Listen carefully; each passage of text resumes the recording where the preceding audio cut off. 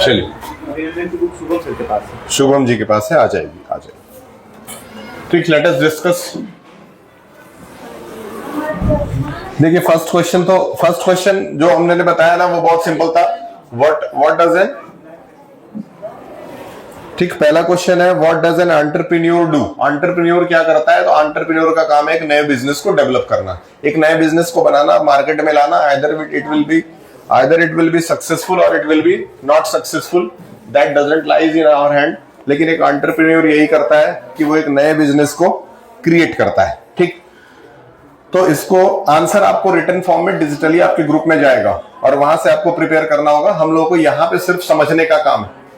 We will only understand what the things are given. ठीक, next one है जो आपका, वो आपका है कि why are business important for the economy. किसी भी इकोनॉमी के लिए यानी कि देश के लिए नॉर्मली देखा जाए तो बिजनेस इंपॉर्टेंट है क्यों? What is the importance of business for the economy? तो इकोनॉमी के थ्रू हम क्या करते हैं? ट्रेड करते हैं। ठीक है, ट्रेड होता है और ट्रेड इज व्हाट? एक्सपोर्ट और इंपोर्ट का काम करते हैं। यानी कि कुछ हमारे देश की वस्तुएं बाहर जाकर के बिकती हैं जबकि दूसरे देश की वस्तुएं हमारे देश में आकर के बिकती हैं। ठीक है, इससे हम लोग या तो सरप्लस में जाते हैं। सरप्लस का मतलब क्या है? एक्सपोर्ट ज्यादा है और इंपोर्ट कम है। एक्सपोर्ट ज्यादा है यानी कि चीजें हम लोग बाहर बेच ज्यादा रहे हैं जबकि बाहर से मंगा कम रहे हैं। तो उस कंडीशन में हम लोग का जो कंट्री और इकोनॉमी रहेगी वो प्रॉफिट में ही रहेगी। It will be either in profit. कब प्रॉफिट ज्यादा होगा? जब एक्सपोर्ट ज्यादा होगा और इंपोर्ट, और उसका लॉस कब होगा? जब इंपोर्ट ज्यादा होगा। बिल्कुल, जब बाहर से चीजें मंगाई ज्यादा जाएंगी लेकिन बेची कम जाएंगी। भारत प्रेजेंट टाइम में अमेरिका को ज्यादातर चीजें बाहर बेचता है। ठीक है, तो उसके कंटेक्स्ट में हमारा इकोनॉमी जो है वो पावरफुल है, हो रहा है धीरे धीरे पावरफुल। लेकिन क्योंकि आर्म्स एंड आर्टिलरी के मामले में सबसे ज्यादा जो एक्सपोर्ट करता है वो अमेरिका करता है, जिस वजह से उसका इकोनॉमी इस समय प्रेजेंट टाइम में हमसे लगभग 7 गुना ज्यादा मजबूत है। 7 गुना। ठीक है, चलिए ये तो सेकंड क्वेश्चन था। उसके बाद है define the term ecosystem. Ecosystem क्या है? इकोसिस्टम क्या है? Can anybody from you tell me the meaning of ecosystem? ये आपका एक ठीक 30 मिनट्स का लेक्चर है। टाइमिंग चेक कर लीजिएगा, 30 मिनट्स का ये लेक्चर है। ठीक है, 30 मिनट्स में हम लोग ये क्वेश्चन डिस्कस कर लेंगे और भी इस तरह से बीच बीच में टाइम निकाल करके आपके कंप्यूटर का जो एक्सप्लेनेशन पार्ट है वो करेंगे और साथ में रिवीजन क्वेश्चन कर लेंगे। ठीक है, बताएं इकोसिस्टम क्या होता है? Ecosystem is a system of, जैसे जब हम इसको साइंस में पढ़ते हैं तो बताया जाता है कि जहां पे जानवर और एनिमल, ह्यूमंस, ये सारी चीजें एक साथ पाई जाए उसको हम लोग क्या कहते हैं? इकोसिस्टम। ठीक उसी तरह से बिजनेस भी है। बिजनेस में इकोसिस्टम का मतलब क्या है? आपके पास ट्रांसपोर्ट हो, आपके पास इलेक्ट्रिसिटी हो, आपके पास लैंड हो, आपके पास लेबर हो, ये सारी चीजें जब एक ही जगह पे मिलेंगी तो उसको हम लोग एक प्रॉपर इकोसिस्टम मानते हैं। क्लियर है? ठीक है, हो सकता है एक बार में सारी चीजें समझ में ना आए लेकिन कोई बात नहीं है, ध्यान में रखना है। इसके बाद आपका क्या है? Describe any 3 methods of water conservation. पानी को बचाने का 3 तरीका। सिंपल है, एग्जाम में अगर इस तरह के क्वेश्चंस पूछे भी जाते हैं तो there is no difficulty in telling. पानी को बचाने के 3 तरीके। सबसे पहला क्या करेंगे? रेन वाटर हार्वेस्टिंग करेंगे। रेन वाटर हार्वेस्टिंग का नाम आपने सुना होगा। इसमें करते क्या है? Very good, rain water harvest करते हैं। हार्वेस्ट का मतलब ये होता है बचा करके रखना। दूसरा क्या कर सकते हैं? रेन वाटर हार्वेस्टिंग के साथ और क्या कर सकते हैं? डैम्स बना सकते हैं। डैम से क्या है? डैम मल्टीपर्पस होता है, उससे बिजली भी पैदा होती है और साथ में पानी को कंजर्व करके रखा जाता है उस समय के लिए जब सूखा पड़ेगा तो फिर उसी पानी का इस्तेमाल किसमें कर लेंगे? ठीक है, प्रैक्टिकल जिनका हो गया है class to those who have completed they will go and new students will come. जिनका हो गया वो क्लास में जाएंगे। ठीक है, आप दोनों का हो गया है, जिसका हो गया वो क्लास में जाएगा और 2 नए बच्चों को भेजना है। Rain water harvesting, rain water harvesting के साथ साथ हम लोग क्या बोल सकते हैं, डैम्स। डैम्स जिसको हम लोग मल्टीपर्पस प्रोजेक्ट भी कहते हैं, मल्टीपर्पस प्रोजेक्ट भी कहते हैं। कोई एक तरीका और आप बता सकते हैं?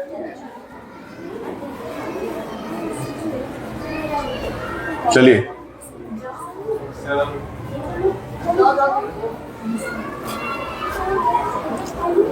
one more method that you can tell for for conservation of water.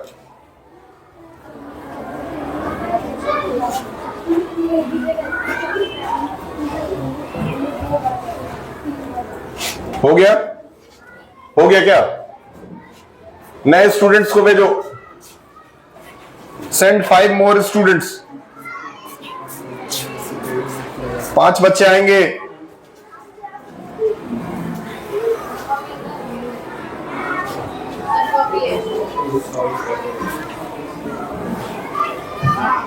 ठीक है, describe any 3 methods of water conservation में। और हाँ, तीसरा जो सबसे इंपॉर्टेंट तरीका है कि वाटर जो हमारे पास प्रेजेंट है उसको हम जुडिशियली यूज करें। जुडिशियली मतलब कि उसका वेस्ट ना करें। वेस्ट अगर हम वाटर सेव कर रहे हैं तो उसको भी वाटर कंजर्वेशन ही कहा जाएगा। बेसिकली वाटर कंजर्वेशन जब पढ़ाया जाता है तो ये एसएसटी का पार्ट है, सुन करके तो ये लग रहा है एसएसटी में, लेकिन कंप्यूटर में भी इसको दिया रखा है क्योंकि कंप्यूटर को ये सीधे कनेक्ट कर रहा है किससे, बिजनेस से। ठीक है, और कहीं ना कहीं आजकल तो बहुत सारे ऐसे बिजनेसेस हैं जो पानी के ऊपर ही चल रहे हैं, जैसे बिस्लरी का बॉटल मिलता है, कोफीना का बॉटल मिलता है, ये सारी चीजें बिजनेस का ही पार्ट है। तो water conservation is also a part of a business. Clear है? नेक्स्ट आते हैं, नेक्स्ट है व्हाट इज द चार्ट।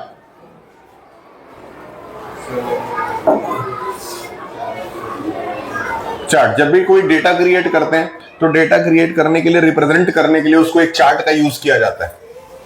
ठीक है, सपोज एक सिंपल चार्ट हम बनाते हैं। यहां लिखते हैं house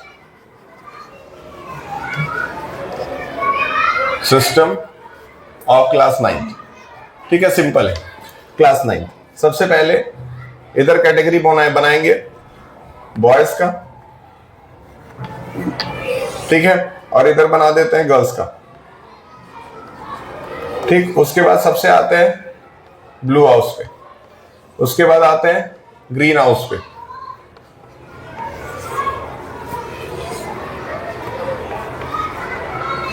then red and then yellow. ठीक है, अब बॉयज में आते हैं। बॉयज में ब्लू हाउस में कुछ 1-2 बच्चे होंगे। ठीक, उसी तरह से गर्ल्स में 1-2 होंगे। तो इस तरीके से सब में अगर 2-2 बच्चे भी हैं, 2-2 3-3, तो ये आपका क्या बन गया, एक हाउस सिस्टम का चार्ट बन गया। इस तरीके से एमएस एक्सेल के अंदर we can make hundreds of chart अलग अलग बना सकते हैं। ठीक है, in some after some days, after some time आप एमएस एक्सेल और एमएस वर्ड, ये 2 चीज जो है वो सबसे अपना स्ट्रॉन्ग कर लीजिए कंप्यूटर के अंदर, क्योंकि ज्यादातर जितने भी ऑफिशियल वर्क होंगे फ्यूचर में अगर कंप्यूटर के हेल्प से हो रहे हैं तो एमएस एक्सेल और एमएस वर्ड का यूज बहुत ज्यादा होता है ना। और ये दोनों चीजें हर कंप्यूटर में होंगी। आप जरा खोल के देखिए एमएस ऑफिस, सर्च करके देखिए एमएस ऑफिस है, खुल रहा है, एमएस ऑफिस खोली।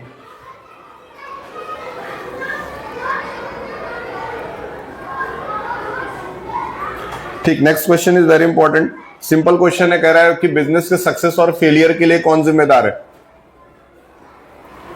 Who is responsible for the success and failure of business? The owner of the business is only responsible for the success and failure of the business. Simple answer है, जो business का owner है, जो उसका stake holder है, वो क्या है, बिजनेस के सक्सेस और फेलियर के लिए रिस्पॉन्सिबल है। चाहे भले वो सक्सेस और फेलियर उसको किसी दूसरे के द्वारा ही क्यों ना दिया जा रहा हो, है ना। हो सकता है कि उसके कंपनी में 10 दिन लाइट ही ना रहे जिसकी वजह से काम ना हो सके, लेकिन एट लास्ट जो कंपनी का मालिक है उसी को उसका जिम्मेदार ठहराया जाता है। कैप्टन, अगर टीम जीतती है तो कैप्टन जिम्मेदार, टीम हारती है तो भी कैप्टन जिम्मेदार, क्योंकि ट्रॉफी उसी के हाथ में दी जाती है, प्रेस कॉन्फ्रेंस उसी का होता है, मीडिया सवाल उसी से पूछती है और लास्ट में हटाया भी उसी को जाता है। लेकिन जीतने पे रिस्पेक्ट भी उसी को दिया जाता है। तो captain of the business is the owner of the business. Business का कैप्टन कौन है? ओनर। ठीक उसी तरीके से अगर एक शिप पे आप जाते हैं तो शिप पे भी एक कैप्टन होता है। तो शिप का डूबना, शिप का चलना, शिप का खराब होना या शिप का लेट पहुंचना, ये सब कुछ उसी कैप्टन के हाथ में। चलिए, open your shoes outside, shoes खोल लीजिए, अंदर आइए फटाफट। चलिए, इन बच्चों को जगह दे दीजिए, जाइए उधर स्पेस है, बैठ करके और प्रैक्टिकल करेंगे।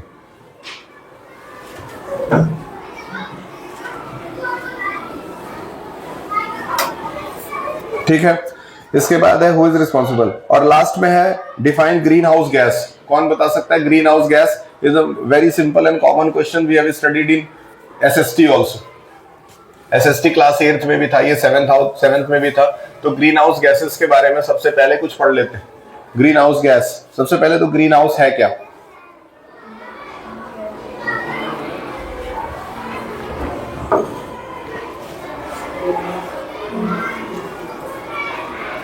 ग्रीन हाउस एक ऐसी एक्टिविटी है जिसमें अर्थ से हार्मफुल केमिकल्स और हार्मफुल गैसेस ऊपर जाकर के एटमॉस्फेयर के गैसेस से कंबाइन हो जाते हैं और कंबाइन होकर के अर्थ को पॉल्यूट करते हैं। और ग्रीन हाउस का इफेक्ट क्या होता है? ग्लोबल वार्मिंग होता है। ग्रीन हाउस की वजह से क्या होता है? ग्लोबल वार्मिंग होता है। और अगर कोई पूछे कि ग्रीन हाउस के लिए which gas is mainly responsible for it, तो कहेंगे CFC। क्या कहेंगे? CFC आप सुने हैं? CFC कौन सा गैस है? क्लोरोफ्लोरोकार्बन। क्लोरोफ्लोरोकार्बन। ठीक है, इसके साथ SO2 और NO2 और CO, ये तीन बहुत डेंजरस गैसेस हैं जो कि ग्रीन हाउस इफेक्ट पैदा करते हैं। और ये सब पैदा होते हैं अनबर्न्ड पार्टिकल से। जैसे आपने लकड़ी जलाई, लकड़ी तो आपने जला दी और कुछ समय के बाद हम लोग क्या करते हैं, अगर उसको बुझाना होता है तो उस पर पानी डाल देते हैं, और पानी डालने के बाद बहुत लंबे समय तक उससे गैस प्रोड्यूस होता रहता है, निकलता रहता है, मतलब धुएं के रूप में, स्मोक के रूप में वो निकलता रहता है। ठीक है, वो कार्बन मोनोऑक्साइड है, बहुत खतरनाक है कार्बन मोनोऑक्साइड। अगर वो पूरी तरह से जल जाता तब जो गैस प्रोड्यूस होता वो कौन सा गैस होता? Carbon dioxide. जब कभी कोई चीज कंप्लीटली जलेगा तो कौन सा गैस प्रोड्यूस होगा? Carbon dioxide. लेकिन अगर कोई चीज, जैसे टायर है, गाड़ी वाला टायर है, उसको लोग जला देते हैं, बहुत लंबे समय तक वो जलता रहता है, उसको कितना भी बुझाते हैं बहुत लंबे समय तक उसमें से स्मोक निकलता रहता है ना। वो SO2 और NO2 जैसे खतरनाक गैसेस प्रोड्यूस करता है, क्योंकि उसको बनाने के लिए सल्फर और नाइट्रोजन जैसे केमिकल्स का इस्तेमाल किया गया है। क्लियर है? तो अगर ग्रीन हाउस इफेक्ट आपसे पूछता है ना, तो ग्रीन हाउस इफेक्ट में आप पूरा डिटेल एक पेज बना करके लिख सकते हैं। ग्रीन हाउस पे तो ऐसे आता है एग्जाम्स में। तो ग्रीन हाउस एक ऐसी एक्टिविटी है, घुमा फिरा के उससे हम लोग एयर पॉल्यूशन करते हैं भारी मात्रा में। कहां? स्पेस में। और जिसकी वजह से ओजोन का जो लेयर है ना वो पतला होता जा रहा है। ठीक है, 2 मिनट का ब्रेक लेंगे।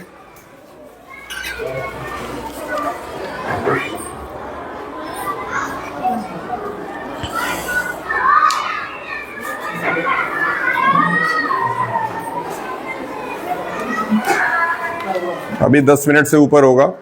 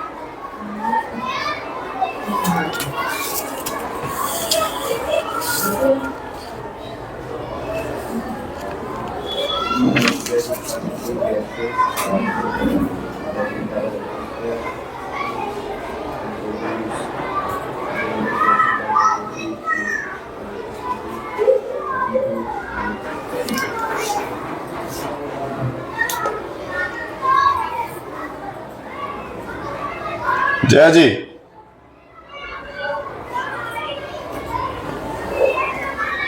जया जी,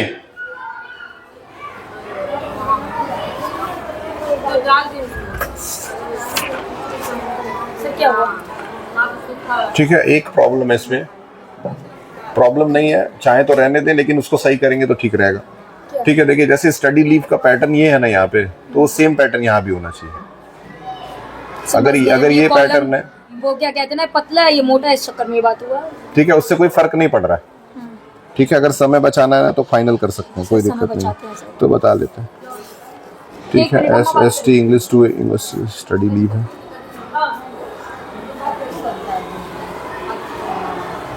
ठीक है, फिर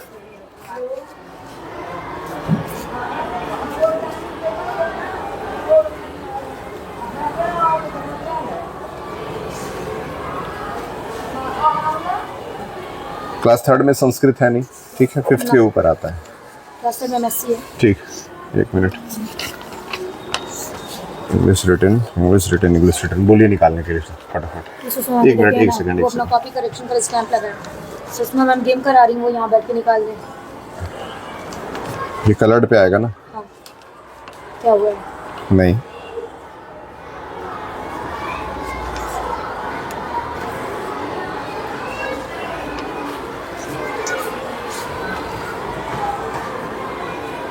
पुराना वाला ये सर। ठीक है, ठीक, तुरंत निकलवा करके जैसे निकलता जा रहा है ना, जैसे निकलता जा रहा है, कुछ कुछ पार्टी है जिनका हो चुका है।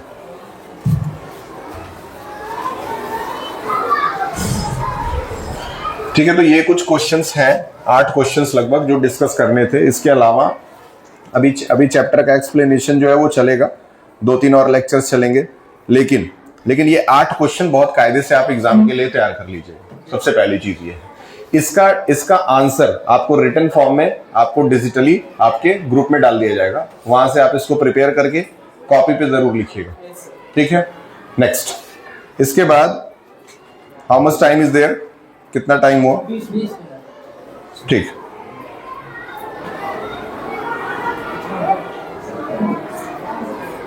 ठीक है, कुछ MCQs पूछ रहा हूं, आंसर देना है आप लोगों को, ऑप्शन भी दूंगा। ठीक है, पहला सवाल है कि what is the term used for an individual who starts a business and assumes the risk of its source.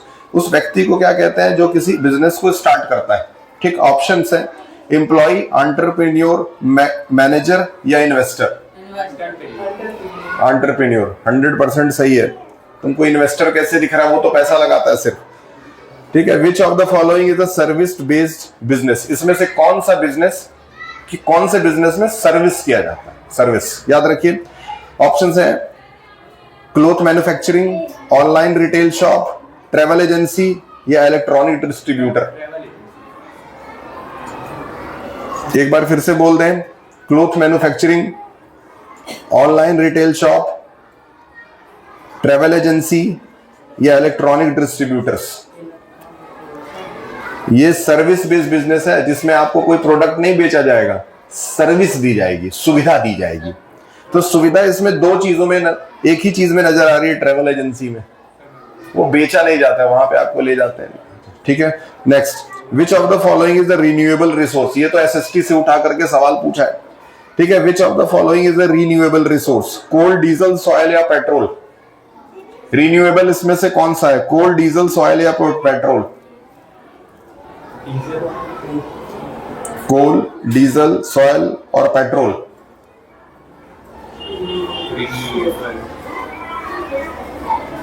देखिए, पहली बात तो कोल तो हो नहीं सकता, एक बार जला दिए तो मिलियन ऑफ ईयर्स लग जाते हैं। दूसरी तरफ डीजल हो नहीं सकता क्योंकि it is a petroleum product, और जितने भी पेट्रोलियम प्रोडक्ट्स हैं, पेट्रोल हो नहीं सकता। तो बच गया क्या? सॉयल। सॉयल इसलिए है क्योंकि सॉयल का फॉर्म चेंज हो जाता है। सॉयल जो है इरोजन होता है, लेकिन बह करके दूसरी जगह चला जाता है। वो डिस्ट्रॉय नहीं होता है, वो अर्थ पे ही रहता है, उसी क्वांटिटी में रहता है। ठीक है, और वो खुद ब खुद माउंटेन्स के ब्रेक होने से पैदा बनता भी रहता है। Next, what does energy conservation means. Energy conservation को क्या कह सकते हैं? Reducing energy consumption, generating more energy, increasing energy production या एक्सप्लोरिंग योर एनर्जी सोर्स। देखिए एनर्जी कंजर्वेशन है, एनर्जी कंजर्वेशन का सीधा मतलब है कि आपने अगर एनर्जी को बचा ली तो एनर्जी को बना लिया। समझ में आ रहा है? अगर आपने पेट्रोल बचाया तो समझ लीजिए आपने पेट्रोल बनाया। तो इसीलिए याद रखिएगा रिड्यूसिंग एनर्जी कंजम्पशन याद रखिएगा। How many axes does a column chart, and ये छोड़ देते हैं, फॉर विच। फिर इसके बाद है what happened when you press the delete key while selecting the cell. अब डिलीट की दबाने से क्या होगा बता सकते हैं? The entire table is deleted, the content of the cell is deleted. किसी एक सेल में अगर डिलीट बटन दबाया जाए तो क्या पूरा टेबल मिट जाएगा? केवल उस सेल के कंटेंट मिट जाएंगे, ये ध्यान में रखिएगा। ठीक है, ठीक। How much time is left? 9 minutes are still left. कितना हो रहा है? 21 हो रहा है। 9 मिनट्स अभी बचे, 9 मिनट्स बचे हैं।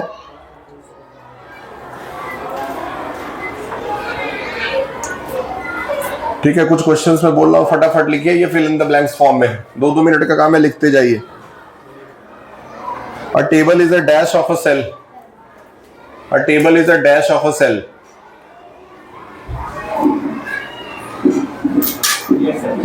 A table is a dash of a cell. One can easily format, लिखिए, a table is a dash of a cell. लिख लिए। Question 2, one can easily format, one can easily format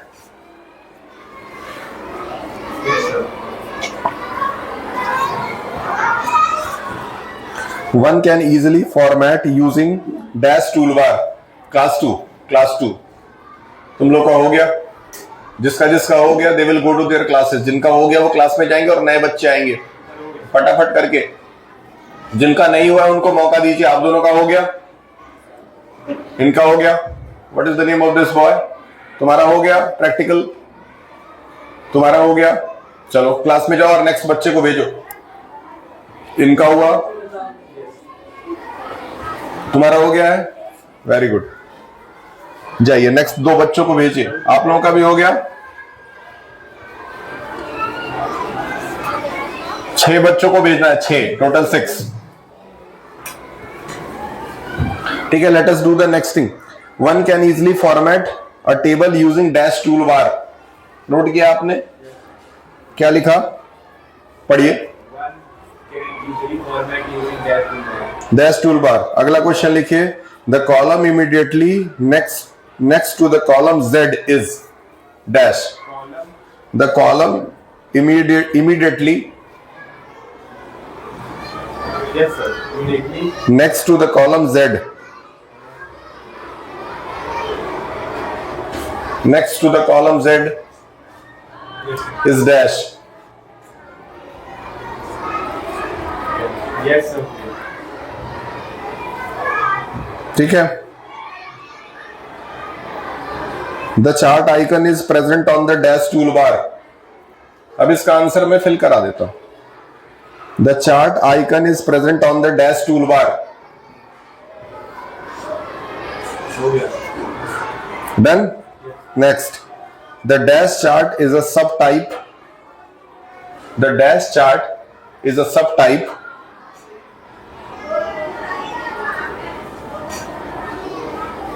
yes sir। The dash chart is a subtype of pie chart.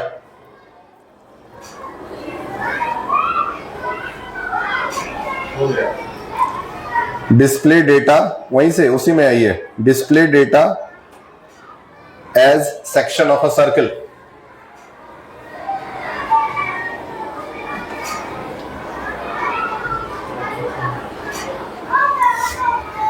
Question 6. An dash is a community of living and non-living components. And dash is a community of living and non-living components which are independent on each other. And dash is a community of of living and non-living components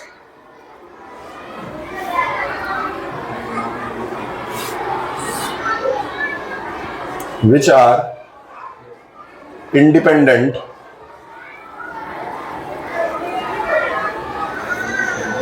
on each other.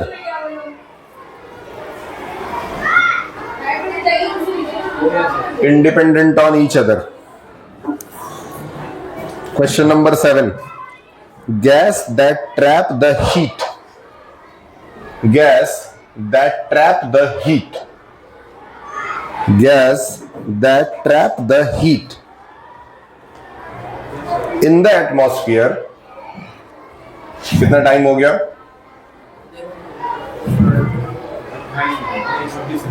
जल्दी जल्दी लिखिए. Dash that trap the heat in the atmosphere are called dash.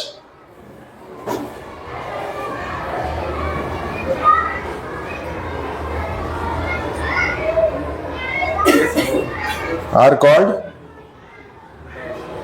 dash. Next, तीन और है, फटाफट लिखिए. तीन और है, फटाफट लिखिए. A dash business yes sir sell tangible goods that can be physically owned.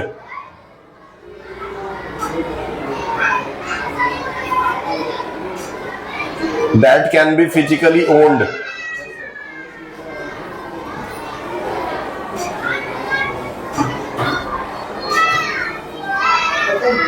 That can be physically owned. हो गया? That can be physically owned. अब दो और बचा, फटाफट लिख देते हैं. Next, a dash is a organized effort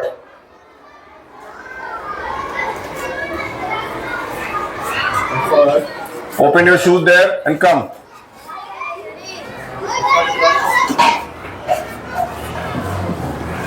Dash is an organized effort that produce goods or services. That produce goods or services. हो गया आपका? जाइए. To meet the need of society. To meet the need of society. To meet the need of, come properly. Take your places. जाइए बैठिए. तीन जगह है, तीनों में से एडजस्ट हो जाइए. दो लोग एक एक जगह पे शिफ्ट हो जाइए.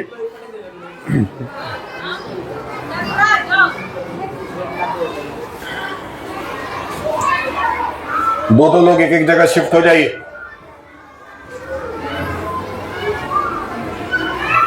मैं 6 को बुलाया, 7 क्यों आया? चलो इसको भी थोड़ी देर वेट कर लो इधर किनारे बैठ के. ठीक. A dash is organized effort to produce goods or services to meet the needs of society. हो गया? ये आपका है लास्ट क्वेश्चन. इसके बाद आप जा सकते हैं. Question number 10. Clearing of the forest. Clearing of the forest. Clearing of the forest to obtain timber. Clearing of the forest to obtain timber. Clearing of the forest to obtain timber and produce space for either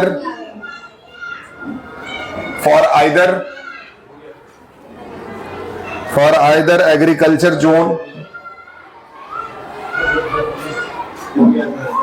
or urban development.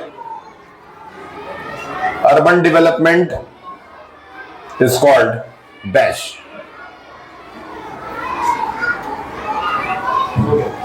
ठीक है. इसके answers भी आपको online में भेज दूंगा. इसको prepare करना है और अभी 2-3 लेक्चर चलेगा बीच में. ठीक है. Now you people can go for the preparation. Pause कर दीजिए या चलो इसको ऑफ कर दीजिए.